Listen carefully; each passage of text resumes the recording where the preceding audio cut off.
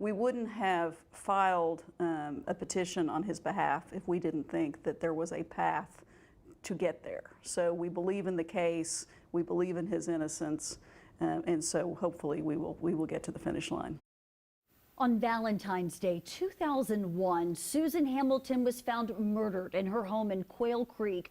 5 hours later, police obtained a warrant for the arrest of her husband, John Hamilton, who was eventually sentenced to life in prison. I found out that after more than 24 years, one group in Oklahoma has reason to believe the wrong man is in jail for the crime. Nobody wants innocent people in prison. Nobody. Andrea Miller, legal director of the Oklahoma Innocence Project, says the group is taking up a new case involving a man they say was wrongly convicted. Dr. John Hamilton, a man who has spent almost 25 years in prison for the violent death of his wife, Susan Hamilton. But Miller and the Innocence Project have reviewed the case and say they found some issues with evidence used in both Hamilton's original trial and his denied appeal. We noticed two things that caused us concern and really make us think that he did not commit this crime. The first is simply the timeline. The prosecutors claim on the day of the murder, after Hamilton performed a surgery, he went back to his home, committed the beating death of his wife, disposed of clothes and evidence, and got back for a second surgery unfazed, all in a span of 45 minutes. According to court documents, Hamilton was booked into the Oklahoma County Jail just hours after police responded to the 911 call. My wife's bleeding all over the place. I don't know.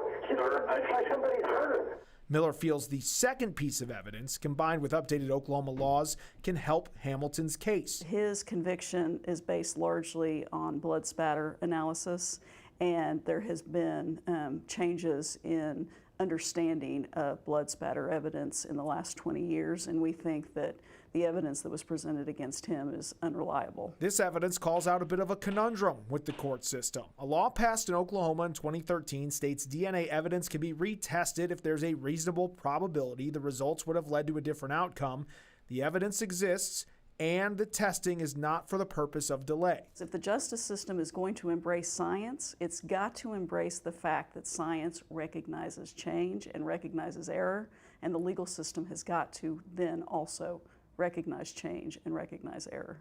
While the evidence is considered, we asked Miller how she believed this case got here. Who or what in this process failed Dr. Hamilton, assuming that he's innocent? I think it was the rush to judgment as to his being the one who committed the homicide really immediately. I mean, I think the fact that he was arrested as quickly as he was arrested indicates that they focused so closely in on him that they just weren't paying attention to some other things that were going on in the background.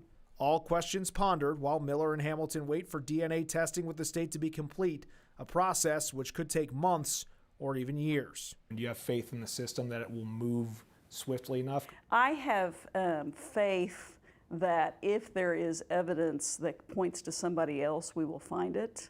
And I have hope that if we get there, then the system will correct itself. The Oklahoma Innocence Project continues to review the case while DNA testing is being done. If the testing overrules the original decision of the court in the appeal, there wouldn't necessarily even have to be a new hearing for Hamilton to get out of prison. You can learn more about how this process works on OKCFox.com.